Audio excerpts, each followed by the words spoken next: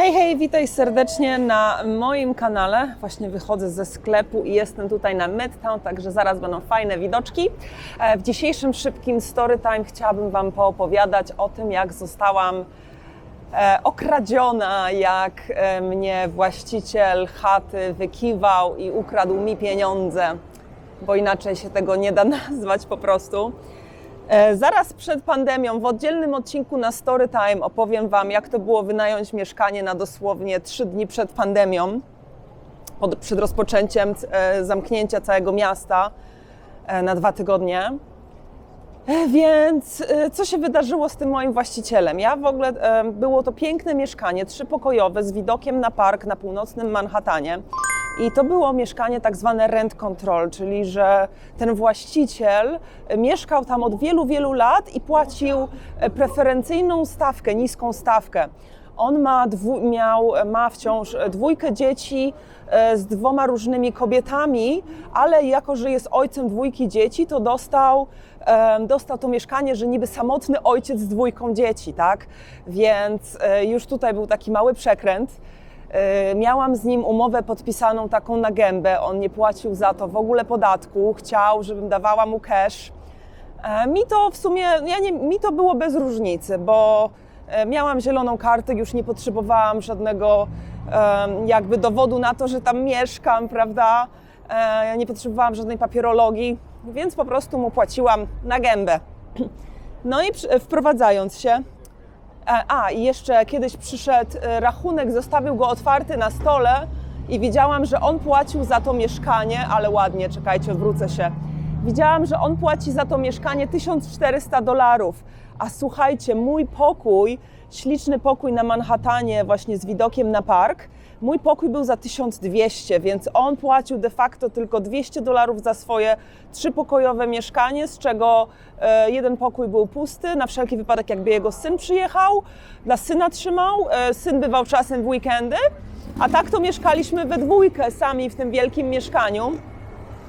I on był Irlandczykiem, takim koło 50, bardzo lubiał popić i takie też miał towarzystwo. To jego towarzystwo to były same pijaczki de facto. No i mój facet mówił, że nigdy jakby dobrze nie patrzyło temu mojemu właścicielowi z oczu. Zdarzało nam się coś zjeść, kolację razem, gdzieś jakieś drinki się napić, coś pogadać.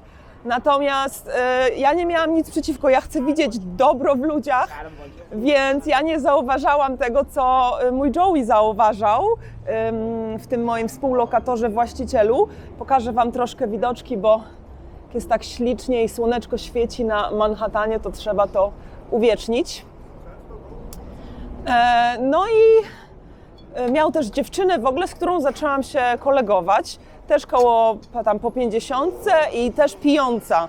Ale jak ja mówię pijący, to ja nie mam na myśli, że w weekendy sobie pili, tylko oni codziennie chlali do 2, 3. Natomiast na tyle daleko od mojego pokoju, że ja tego wszystkiego nie musiałam po prostu słuchać, więc siedzieli cicho, oglądali telewizję i po prostu pili.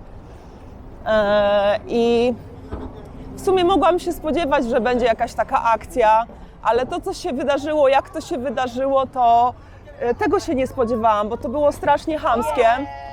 Oni też byli na moich urodzinach, byli tam zaproszeni, pojawili się. Generalnie mili zawsze dla mnie byli ten mój właściciel ze swoją dziewczyną, więc ja nie spodziewałam się, że tutaj będą jakieś akcje. A co się stało?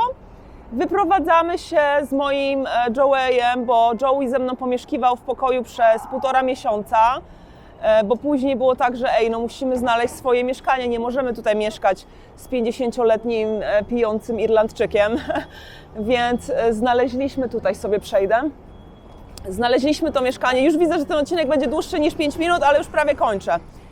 I znaleźliśmy sobie to mieszkanie, przeprowadziliśmy się i czekam na zwrot 1200 depozytu. Bo jak wprowadzasz się, to on mi akurat kazał zapłacić 1200 właśnie za pierwszy miesiąc i 1200 depozytu. I ja tam nic nie uszkodziłam, nic nie zepsułam w tym mieszkaniu. No a on napisał mi taki list ręcznie pisany, odesłał mi 600 i powiedział, że 600 konfiskuje, bo zużywałam papier toaletowy przez 1,5 roku. bo jak gotowałam, to było brudno i on musiał zatrudnić specjalną panią do czyszczenia. Aha, czyściłam zawsze po sobie i papier toaletowy też kupowałam. Więc generalnie napisał mi tak chamski list i wymienił tam rzeczowo po prostu, nie wiem, ilość rolek papieru toaletowego, wiesz, jakiś szok. I miałam opcję, czy nie zabrać tego do sądu. Tu jest taki sąd od małych spraw, takich, wiecie, na kilka setek, nie takich większych spraw, gdzie ktoś ci wisi pieniądze, tylko takich małych spraw. I myślałam, czy by go tam nie zabrać, ale zaczęła się pandemia. W sumie słabo było z pieniędzmi, bo i nowe mieszkanie, trzeba było te wszystkie depozyty zapłacić i tak dalej. Pierwszy, ostatni miesiąc, kupa kasy na to poszła, kilka tysięcy dolarów. No ale już stwierdziłam, dobra, pierdzielę go, przynajmniej się na nim poznałam. Ta dziewczyna przestała też mieć ze mną kontakt.